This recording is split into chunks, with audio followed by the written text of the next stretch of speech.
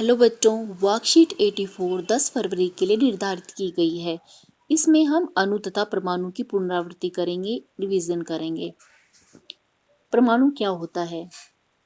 परमाणु किसी भी तत्व का सबसे छोटा कण होता है जो स्वतंत्र रूप से नहीं रह पाता, इसीलिए यह किसी से अभिक्रिया कर लेता है। इसको लिखने के लिए एक तत्व का नाम चाहिए और इसके लिए एक प्रतीक होता है, यानी चिन्ह होता है, जिससे हम इसको रिप्रेजेंट करते हैं, लिखते हैं। तत्वों के नाम आयुपेक, एक जो अंतर्राष्ट्रीय वैज्ञानिक संस्था है, उसके द्वारा रखे जाते हैं। आयुपेक की फुल फॉर्म होती है international union of pure and applied chemistry, जो सभी तत्वों के नामों, प्रतीकों और मात्रकों का निर्धारण करती है। जिस प्रकार आप यहाँ पर देख सकते हैं चित्र में, हाइड्रोजन को H से लिखते हैं, नाइट्रोजन को N, कार्बन को C से। परमाणु द्रव्यमान क्या होता है? जितने भी परमाणु हैं उनके पास में कुछ इलेक्ट्रॉन, प्रोटॉन, न्यूट्रॉन होते हैं। प्रोटॉन और न्यूट्रॉन की संख्या को जोड़ने से किसी भी तत्व का परमाणु द्रव्यमान मिलता है। परमाणु द्रव्यमान को ज्ञात करने के लिए हम किसी भी तत्व के परमाणु को कार्बन 12 के समस्थानिक के साथ में तुलना करके प्राप्त करते हैं। तो इसकी डेफिनेशन हम यहाँ से लिख सकते हैं कि परमाणु का सापेक्ष द्रव्यमान कार्बन 12 परमाणु द्रव्यमान के साथ तुलना करके प्राप्त किया जाता है। अणु क्या होता है? अणु किसी तत्व या यौगिक का वह छोटा से छोटा कण है जो स्वतंत्र अवस्था में रह सकता है। यह पदार्थ के सभी गुणों को प्रदर्शित करता है। जैसे मैं अगर हाइड्रोजन गैस की बात करूं तो हाइड्रोजन का अणु होगा H2 और हाइड्रोजन का परमाणु होगा H। कि H स्वतंत्र अवस्था में अकेला नहीं रहता, इसीलिए दूसरे H के साथ बॉन्ड बनाकर आबंध बना लेता है और हाइड्रोजन के H2 अणु के रूप में परिवर्तित हो जाता है।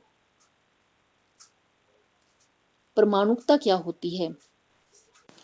किसी अणु को बनाने के लिए उस तत्व के कितने परमाणु की आवश्यकता होती है, उसे परमाणुकता कहते हैं।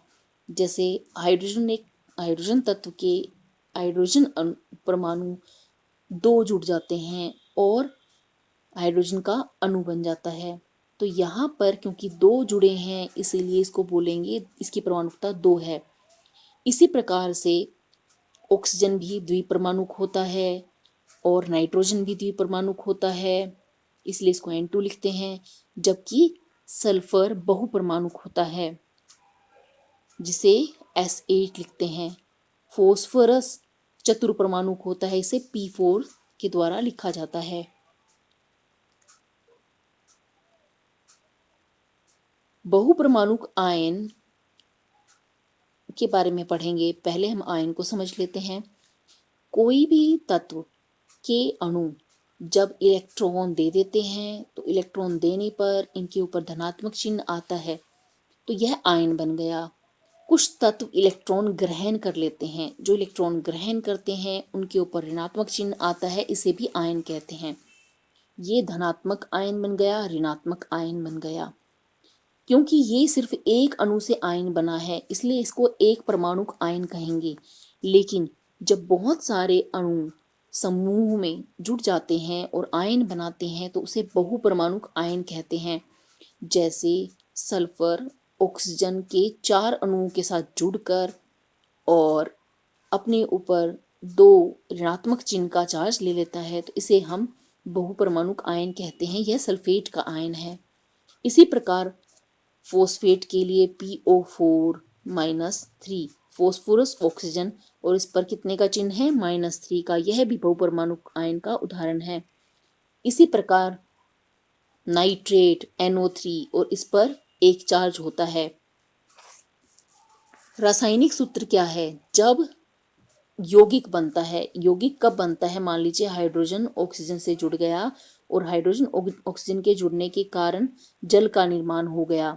तो जो ये 2 तत्वों के जुड़ने से, 2 तत्वों के मेल से जो ये नया पदार्थ बना है, जिसके गुण ना तो हाइड्रोजन जैसे हैं ना ऑक्सीजन जैसे हैं। इस प्रकार जो जल बना, इसके अंदर हाइड्रोजन के अणु भी हैं और ऑक्सीजन के भी, लेकिन ना इसके पास हाइड्रोजन जैसे गुण हैं ना ऑक्सीजन जैसे, इसके पास कुछ नए गुण धर्म हैं। तो इस प्रकार बनने वाला यौगिक, इस पदार्थ को यौगिक कहते हैं। आपको यहाँ पर तत्व दिए हुए हैं और इनके प्रतीक चिन्ह दिए गए हैं जिनसे उनको लिखा जाता है, ये आपको याद करने हैं। जैसे मैग्नीशियम Mg। आपको एक बात का ध्यान देना है, जब किसी एक तत्व का नाम किन्हीं दो चिन्हों से रिप्रेजेंट किया जाएगा, लिखा जाएगा, तो पहला अक्षर बड़ा होगा और छोटा अक्षर इंग्लिश का समान स्मॉल लेटर होगा। अब हमें निम्न प्रश्नों के उत्तर लिखने हैं। ऑक्सीजन का आणविक द्रव्यमान 32 है, ऐसा कहने का क्या तात्पर्य है? इसका अर्थ यह है कि ऑक्सीजन का जब द्रव्यमान निकाला गया तो कार्बन 12 की तुलना में इसका द्रव्यमान 32 के बराबर मिला। निम्नलिखित प्रतीकों द्वारा दर्शाए गए तत्वों के नाम लिखिए। Hg होता है मरकरी, Pb होता है लेड या सीसा, Au होता है गोल्ड या सोना, Ag होता है सिल्वर चांदी और Sc होता है टिन। निम्नलिखित की परमाणुकता क्या है? ऑक्सीजन बनता है O2 से, इसलिए इसकी परमाणुकता है 2। ऑक्सीजन में जब 3 अणु जुड़ जाते हैं तो ओजोन बनता है। नियोन का होता है Ne, इसमें सिर्फ एक ही होता है, एक को हम किसी के द्वारा लिखते नहीं हैं।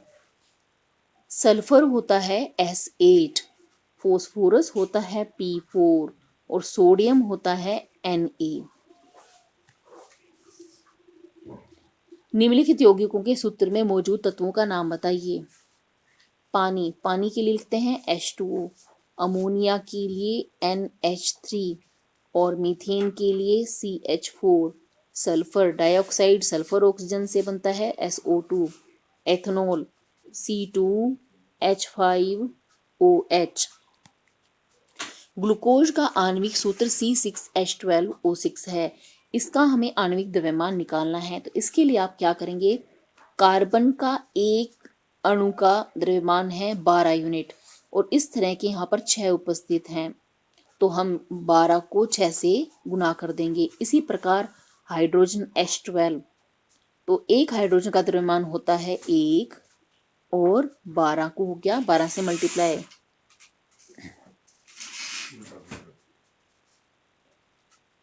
ऑक्सीजन का होता है 16 और यहाँ पर 6 ऑक्सीजन उपस्थित हैं, इसलिए इसको हम 16 से मल्टीप्लाई करेंगे, तो ये आ गया हमारा 96। अब हम इन सबको जोड़ देंगे, इनका योग लेंगे, तो यह हमारा आंसर आएगा 180 यूनिट। अच्छा बच्चों, आज की वर्कशीट में हमें इतना ही करना है। जल्द ही हम नेक्स्ट वर्कशीट के सॉल्यूशन के साथ मिलेंगे।